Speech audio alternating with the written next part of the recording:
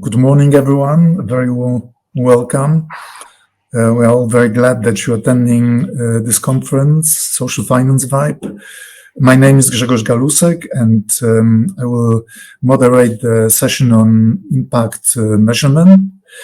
This session is sponsored by SIFTA. And if you wonder what SIFTA is, you actually heard quite a lot about it this morning if you had a chance to attend the opening session and the opening remarks by Ruth Passerman from the European Commission. It's a not new program that supports microfinance in the EU, in European Union, and not only microfinance, as it turns out. This time, the scope of beneficiaries, of program beneficiaries, is actually much wider. Also, social enterprise finance providers are eligible for this program. So you probably heard about EASY. EASY was the predecessor of SIFTA.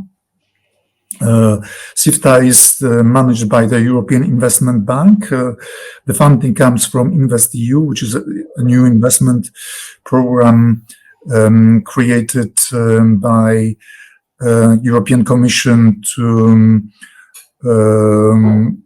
as a reaction to COVID pandemic and to boost EU economy. And it also has a part which is called InvestEU Advisory Hub, and SIFTA belongs to it. And SIFTA is implemented by three organizations, by the Frankfurt School of Finance and Management, European Microfinance Network, and Microfinance, and the Poland-based Microfinance Centre, or MFC.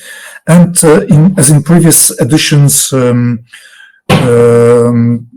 practitioners will have access to technical assistance through tailored training, through study visits, and also they will have an opportunity to get evaluated on the European Code of Conduct if they wish to be certified on it. And it's important to get this certification as it is a condition to receive EU funding. So all of these things will be available through this new edition of SIFTA. At this conference, we have a special SIFTA booth, so I will not go into any more details. You can visit the booth and talk to someone who is present there and ready to answer your questions. And there will be more sessions that are sponsored by SIFTA during this conference, including one on how can SIFTA and ESF Plus and other partnerships provide opportunities to expand microfinance. So please take advantage of it. And for today, as I already mentioned, we'll discuss impact measurement, and it's an extremely important topic these days. We've seen a number of very important developments in social and environmental performance reporting in recent years, even in recent months. The pressure also comes from the regulator these days. So we'll discuss what's the latest, what are the trends in impact measurement for especially for practitioners for microfinance. Although we'll have three different perspectives at this session, and maybe this also is a good moment to introduce our speakers. We are very happy today to have with us Cécile Lapeny, who comes from Ceris, is actually CEO of Ceris, which is a French NGO that is a pioneer in social and performance management. We also have Daniel Saroso from FEBA. Daniel is the Secretary General of FEBA, and FEBA, you probably know, but in case you don't, stands for European Federation of Ethical and Alternative Banks and financiers. And we also have with us Arnau Picon Martinez from EFPA. You already heard about EFPA today. It's one of them, also one of the MFC strategic partners, but also the biggest, the most important network of impact investors. So as a sector, we of course are very much familiar with how with impact measurement, impact monitoring. We've actually gone a very long way from very expensive academic studies to more practical ways of dealing with impact, and these practical ways meant that we learned as a sector how to use the information we get through our MIS system for management purposes, to improve products, to improve operations and policies for our programs. But also somewhere on the way, we had the UN agenda with the SDGs, which have become a kind of a common framework for all of us. And then, as I already mentioned, also the regulation has come. So let's see how do we deal with all of these things that are on the horizon. So on one hand, how do we go about having sound measurement systems and that provide to us meaningful institutional information, but also how do we relate to those other pressures, and that is predominantly to the regulation. And in case we are interested in updating our system, impact measurement systems, or creating new ones, what sort of tools do we have available as practitioners? So perhaps we could start with Cécile. Cécile, the floor is yours. Thank you. Thank you, Gregor. Thank you, everybody. Happy to discuss even remotely with our colleagues and friends from Eastern Europe.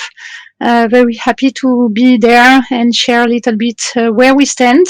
So Ceres plus SPTF are now a joint entity working together on setting standards and helping financial service providers and investors to implement their social and environmental strategy.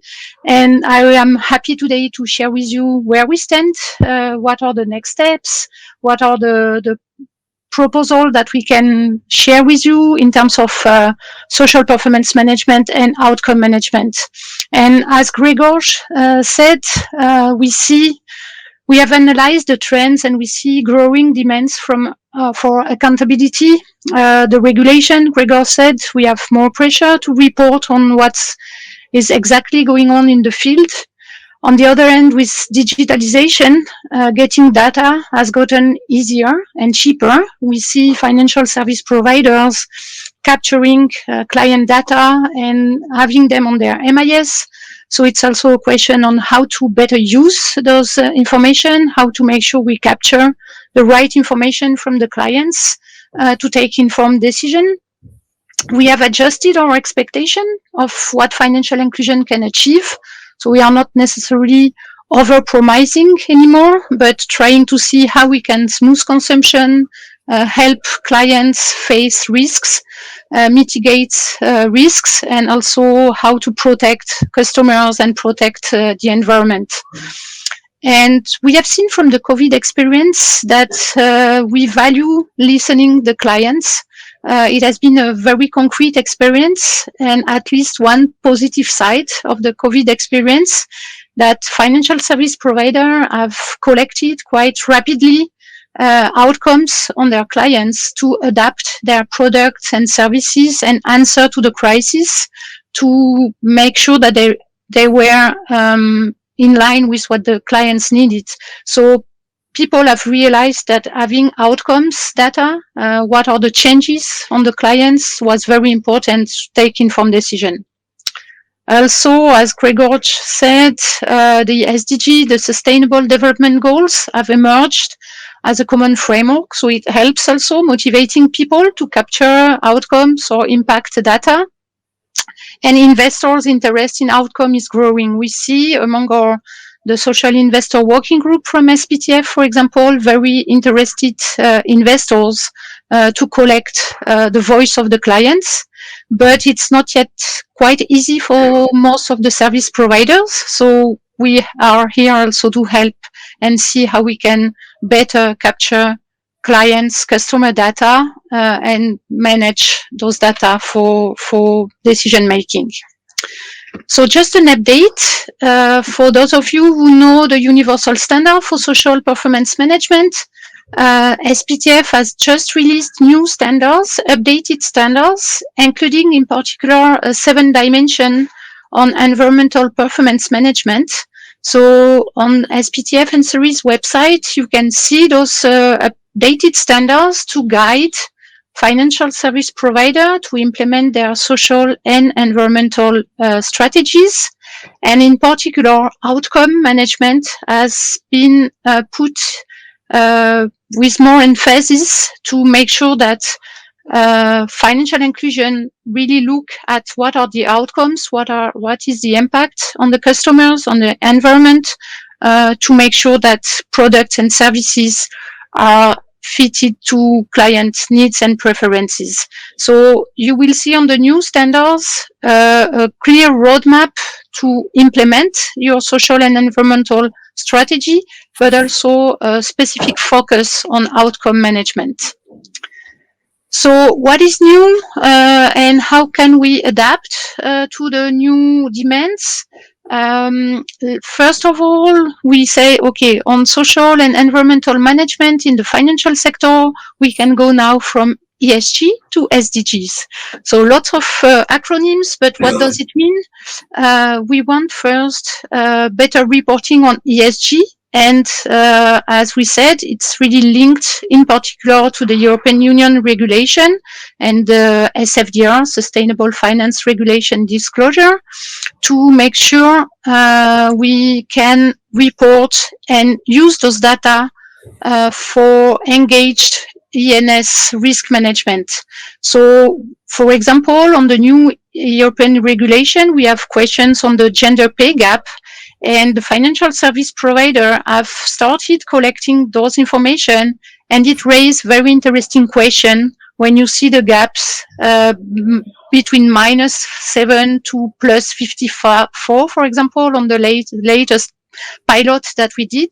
So the regulation is also pushing us to have more reporting on ENS issues, but we have also developed with SPTF and Ceres tools to collect this information and use it for risk management. So not just for reporting, but also for risk management and decision making.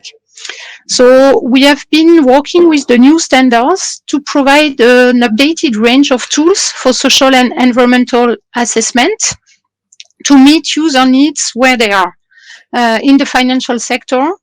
So for reporting, for due diligence, to develop the social statements, for social and green management and risk management. So the idea is to start before we go to impact, making sure that management systems are in place to put into practice social and environmental strategy. So you will see now with the Universal Standard, a wide range of tools to report on the ESG framework, but also to manage your risks and also to report impact and outcomes at the client level. And on outcome management, we have found, and the sector have found, the interest of linking with the SDG, listening to customers with standards, outcome indicators, so that outcome measurement is pushed to track what's going on at the client level and what is the contribution to the SDG. And for example, in the financial sector, we try and understand contribution to SDG 1, no poverty, tracking first-time borrowers. And some studies, like MFR studies, have shown, for example, that when you reach first-time borrowers, they have better outcomes on their business. So it's a win-win situation where you propose financial inclusion with people that have access for the first time to a loan, but also which will benefit of a better outcome on their business, for example. We track also and guide standard indicators around SDG 8, decent work condition and growth. So trying to understand how clients can significantly increase their revenues linked to a wide range of products.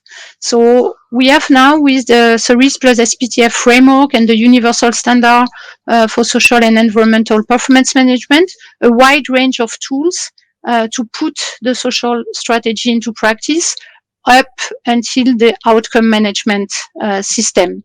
And so I let you can see on our website, for example, now SPI Online. So all those tools have been developed to help social and financial service providers to conduct audits. So now we have about 1,000 audits performed to guide towards social and environmental strategy and outcome measurement.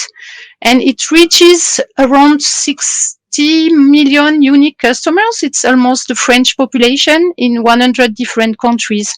So it really helps and gives the roadmaps for any financial service providers with free tools to start building the impact and outcome strategy. So I won't go into details because it would be too much now, but for those of you who would be interested, this is the range of tools that we will launch in January 2023 with the new standards. So you may used to know Linus and SPI4. Linus is for the due diligence of the investors. SPI4 is for social statements and social and environmental management. You see now that we have also ESG risk to report, in particular SFDR regulation included in Linus. Two versions of SPI, entry and full, depending on how far you want to go in social performance management. A focus just on green with the 7 dimension built with EMFP action group, and focus on client protection also for those of the organization who want to first focus on client protection. And all this then to collect clients' data, align with the SDGs, with standard outcome indicators that we can discuss with all of you if you are interested.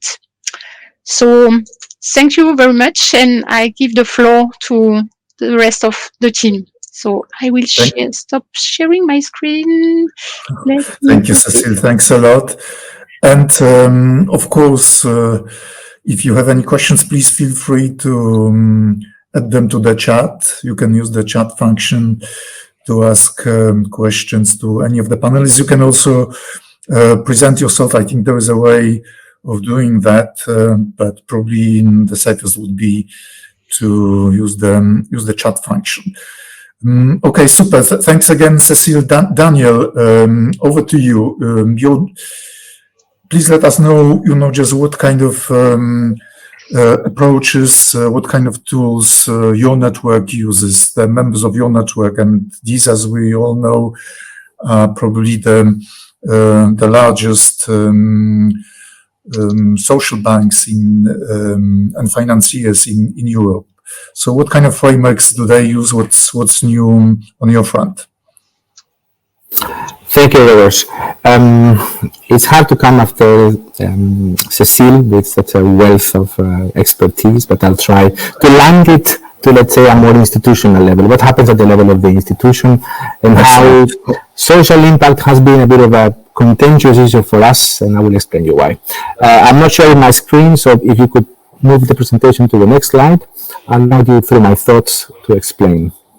So, as we see it, we have the feeling that the notion of reporting on impact or social impact, it is a bit of a kind of investor-led concept. So this idea that you invest with a purpose to create a change, which so far so good. For us, it wouldn't be very revolutionary because we have been lending with a purpose for a number of 20 or 30 years.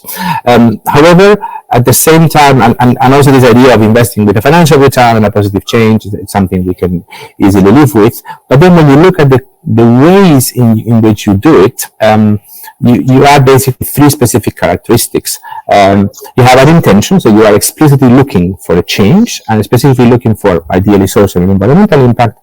You have additionality. So an impact investor will add more things than just sometimes money to maximize this impact. So you are kind of in a long-term marriage or a mid-term marriage, if you want, with an organization trying to maximize this impact over time. And then you have this idea of measurability. You have to be able to demonstrate results, ideally to your investor in the beginning who put the money for this purpose. So you're in a kind of relatively controlled environment where you kind of manage the process from A to Z, and at the same time you are dealing with relatively few operations. Let's say you are in the tens, maximum in the hundreds of operations. So it's a relatively easy exercise in that environment. If we go to the next slide, let's look at it from the perspective of a bank or a larger financier. No? Of course, my members or ethical banks, they have been lending with purpose to create positive change for 20 or 30 years. This is no new to them. They probably were there even before the impact investors arrived. They do not invest, they do lend, which is again a different business, with this positive intention. Whether it's environmental or social, sometimes for us doesn't really make a difference. We tend to equate it, and we are looking for a financial return, even if that is not the main motivation. However, our features in the way we do it are different. We choose our clients on the basis of our own mission. So we are always trying to make sure that whichever activity we finance falls within the scope of our mission, whatever the social impact or environmental impact that goes with that. So already our selection bias is a bit different. We are trying to comply with self-imposed ethical charters that we created for ourselves. In terms of what we do, we have a kind of 2-tier evaluation. First, we will evaluate any kind of loan application once we are certain that the organization fit with our mission in terms of what its potential for impact would be. So we tend to perform a much more ex-ante evaluation than ex post. We might not be able to go check 5 years down the line of what the effects of that loan on the organization and on the world were, but we will try to make sure that we have a very clear evaluation in the beginning that allows us to comfortably lend, knowing that we are respecting our mission, and at the same time we are somehow contributing positively with this loan, not only to this organization directly, but indirectly to the world by having some sort of social and environmental effect. So it's a slight different angle. And then we have a second evaluation, which will be the financial assessment, which as a bank, we typically focus on risk, but also on financial viability. So we want things to be, let's say, fitting our ideal world. Then we will individually assess every single application, and at the same time then check that they are financially viable. If we can square the 3, we're happy with that. The problem comes with the fact that a bank, differently to an investor, does not control the whole process. First of all, you don't know who's going to knock at your door, so you don't choose your clients. They come to you, and you can take them or leave them, but you don't choose them. Secondly, you control only the loan application process. What happens after that is no longer in your hands. You're not sitting in the board of this company as an investor. You're not sitting, let's say, in any kind of advisory body. You basically provided funds, and as long as they keep paying back, you have very little influence over what happens afterwards. And the number of operations are not in the hundreds or in the tens, they're actually in the thousands. So you cannot sort of verify and check for each application, as you did on the evaluation side, what really happens afterwards. So we have a problem in terms of, yes, we do know what the potential impact would be in aggregate, or at least we try to manage that, but we have a difficulty in understanding what the real effect on the world was, and particularly when that effect is delayed in time, because it could come, let's say, maybe after the loan. So that's a level of complication for us. But a little bit linking back to what Cecile was saying, the types of tools we've been trying to devise were more on the outcome rather than impact focus. Let's try to focus on tangible things we can control or measure or already understand, and creating at the same, integrating those into frameworks that allow for better management of the bank as a whole, also in compliance with its mission, and at the same time that allow for, I would say, constant monitoring and changes to the activities that can modify to the better the impact of the bank on its clients and the impact of the clients of the world. If you go to the next slide, one important move that has been coming in the last couple of years, where in the beginning we used to say this whole social impact thing is an investor thing, is not for us, so we can sort of more or less ignore it a little bit or just do some storytelling around it. I think we are now moving to a scenario where we are starting to understand the importance of determining upfront what are the impact ambitions for the bank, in which framework we want to play beyond the mission and before the ex-ante individual application. And this goes beyond the lending activity, because it goes beyond the lending activity. Also trying to focus the measurement on what the bank controls, so its own financing activity, and not so much the activity of the beneficiaries. So we are looking at what the impact of the loan is on the activity of the beneficiary, and not the number of tons of CO2 that the beneficiary is saving through its activities. This is the amount of data that we have to the AMA systems we can collect and report. Of course, we also already have the regulatory reporting to comply with, and we are starting to devise also ways of monitoring the evolution of things, let's say over time, with a certain amount of data trends, as well, and this is very important, establishing specific triggers that when the monitoring shows that something is not going according to plan, you can then basically effect the right changes on management level to correct course when needed. So on the next slide, I will not go into full detail. I give you here one of the best examples I could find within our network, which is Banca Etica, who developed what they call their impact appetite framework, which is a kind of translation of their own mission and objectives into the things they want to track, the things they want to have a trigger for when something is not going right at management level. And this is an ongoing report that is presented with numbers to the management of the bank and to the board, so they can actually follow how the bank is performing on the areas of impact that they've decided to track, which goes from impact on the environment, impact on rights, which is actually linked to the idea of jobs, job creation, inclusion, etc., which is in Italy is called rights. Also, the way governance is implemented. So that goes from our own rules that we impose ourselves on internal remuneration within the bank, from the best pay to the worst pay within the banks. Also, the number of active members within the organizations. We tend to be participatory organizations, gender equality within the bank, etc., linking to this idea of pay, but not only. But also contributions to beyond. So in our mission, we tend to have always a kind of solidarity beyond our own remit, which goes either internationally or towards, I would say, developing countries, very often through intermediary organizations, and generally as well on how effective are we in promoting this idea of probably using some of the EVPS terminology, kind of investing with a mission. In this case, would be lending with an ethical soul. So this is the way we translate it. I think there's probably room to go into a kind of next phase where we could link it to the SDGs. We're not there yet, but this is probably coming. We think it's probably that the adoption of SDGs as a common framework is still a little bit lagging behind in Europe, because we have so many other frameworks to comply with that sometimes we forget to get to that one. But I think the next stage would be that, and I think the colors already start to hint in that direction. And this is probably the way many of our financiers are going to go. It's trying to predefine a framework in which they feel comfortable playing, and therefore they can actually go and look for data to report on their own performance against their own, let's say, self-imposed impact areas, regardless of who investor is, because in our case, our investors are actually customers or clients, so we don't have to report in the same way. I will leave it here, and thank you very much. Super, thank you, Daniel. It seems that you guys are a little bit behind the microfinance sector in terms of having one common framework. Is there a way you could actually link with the tools and frameworks developed by Saris and SPTF? Would this be something that be of interest to your network and members before I move to Arnaud for continuation of this? I'm pretty sure we have plenty to learn from the microfinance sector.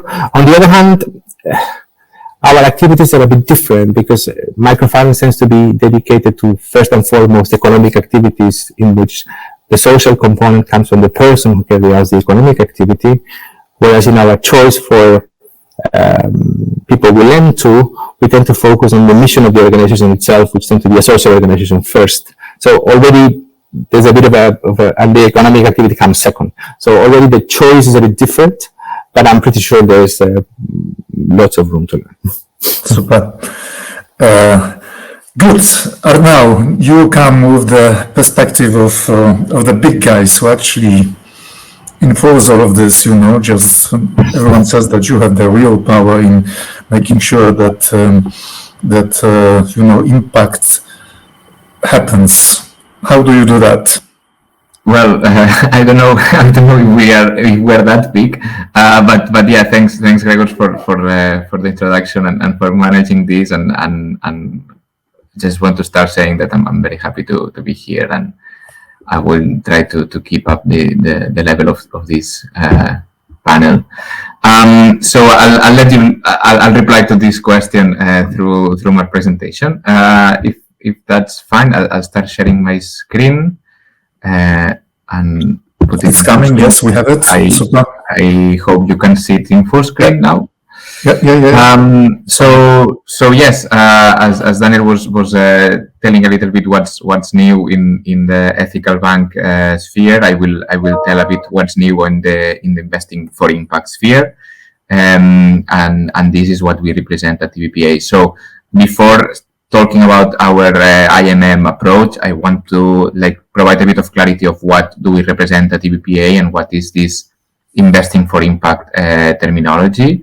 As you can see, we define ourselves as the investing for impact community, which is this network between finance and purpose, and trying to aim to increase prosperity, which means to maximize positive outcomes and impact for the people on the planet. So where does investing for impact stand?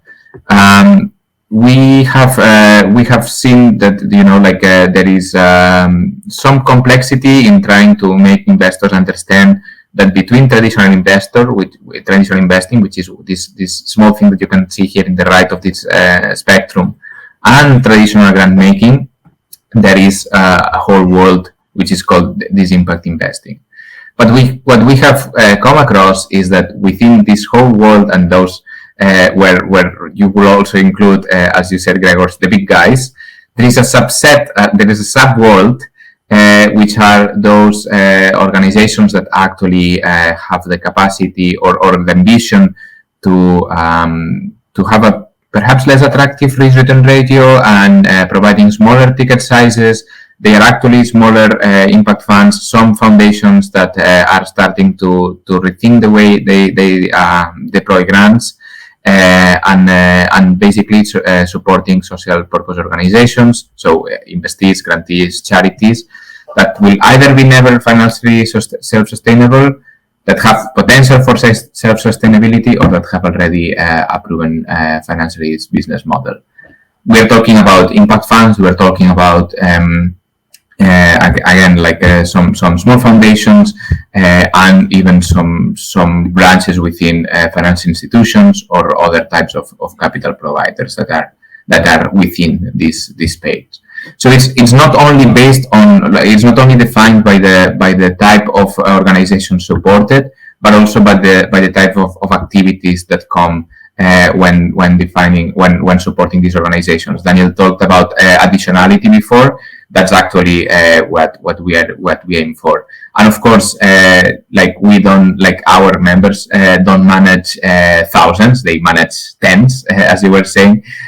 So that's what enables them to have this highly engaged approach. We put a couple of years ago this charter of 10 principles of investing for impact, and you can see here that they are really focused on putting impact at the center of their operations and their strategy. So you can see that problem focused and solutions oriented, putting final beneficiaries at the center of the solutions, being highly engaged and long-term approach with this providing this patient capital to their investees to maximize their impact, taking risks that others are not prepared to take, measuring and managing impact, providing extensive non-financial support, tailoring type of capital that they provide to the needs of the organizations, collaborating with others, upholding high ethical standards.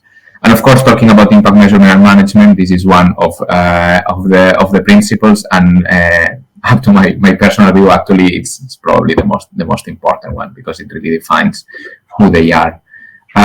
So I know we only see your first slide. Maybe you want to exactly. change them. You don't see my slides moving? No. Oh wow, that's fun. I am moving them. I see them. So I'll just do it. Now we are on the second one. Background to investing for impact. Do you see the third one? Yes. Yeah. So I'll move it just like this. The system is a bit lazy, huh? Yeah.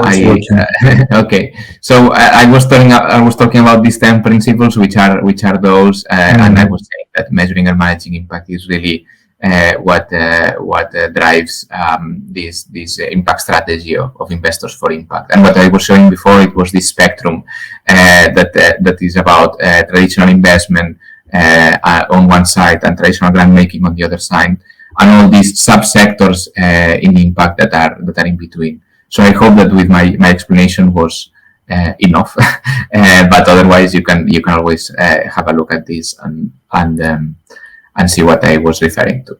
So in short, investors are those that our community of investors are those that have the capacity to be highly engaged in their approach. These are learnings that come from the venture capital approach, and people coming from venture capital 20 years ago that decided to put these tools for social good, and that's why they can tackle this type of organizations with this type of practices.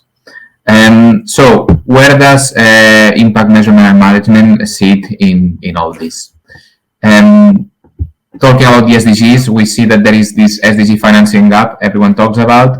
We like its last numbers are about 2.5 trillion, but after the pandemic, it might have gone up to 4.2 trillion gap, which is looming over these ambitions to meet the SDGs by 2030, and that makes us reflect on two questions.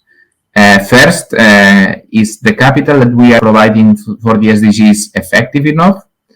And second, who is accountable for this capital? Who is accountable for successes and failures and for the deployment of this capital this way? So we engaged in a research report a couple of years ago, which summarizes how investors integrate this across the investment process. Are you seeing my slides moving now? Yeah. Fantastic. And as I was saying, impact measurement and management helps them identifying what works and what doesn't for solving a social issue.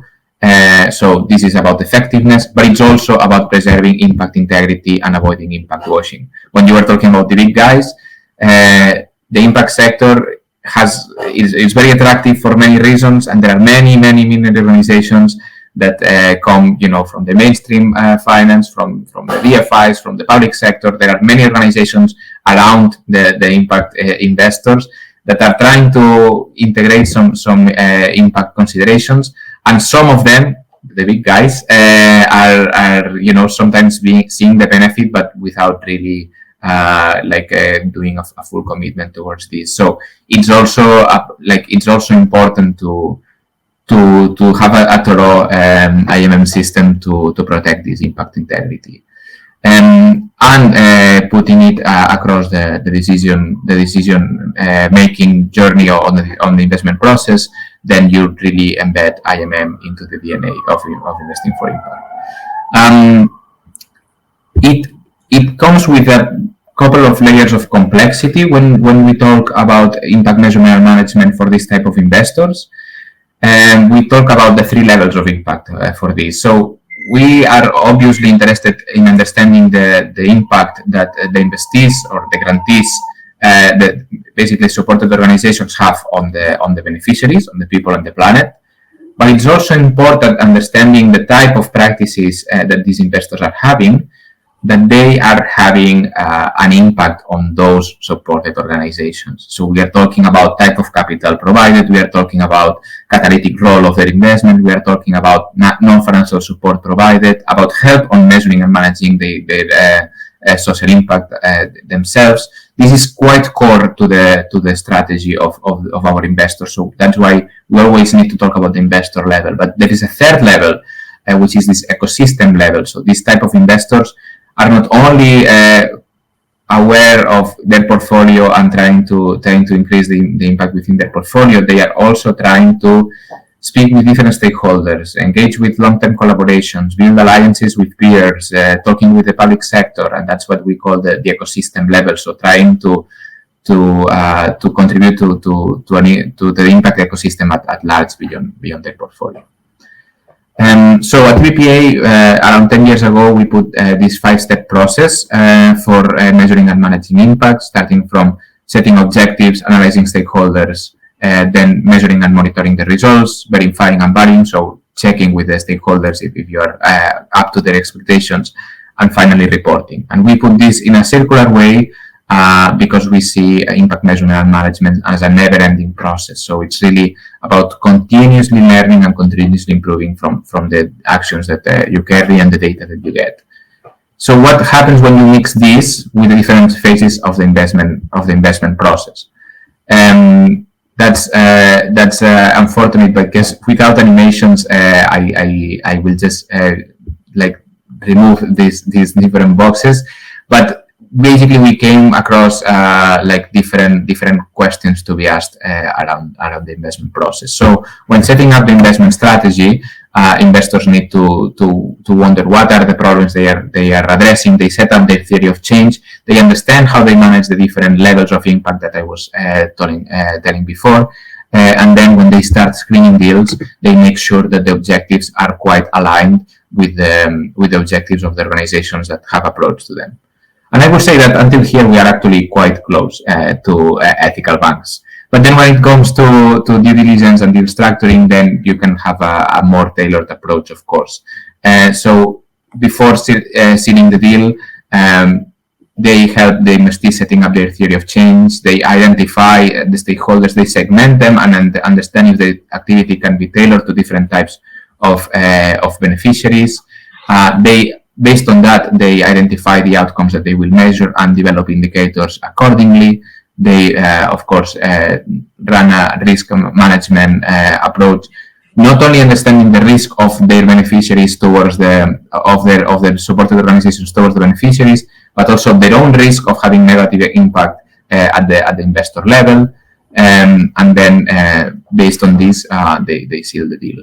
And of course, when managing the investment, they have higher capacity of checking and tracking the impact that is being carried. So they regularly monitor and track data, collecting it from the investees, and also asking these investees to engage with their stakeholders, so with the beneficiaries, to know that outcomes are up to their expectations.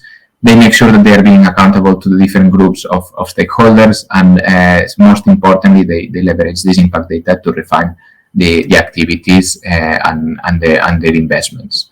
And of course, reporting to shareholders, but also to the wider public is a big topic here as well. And finally, since all these investments have an exit, we are talking about like early stage organizations that, you know, like after they might be taken over by organizations that you know, like are ready to scale them up.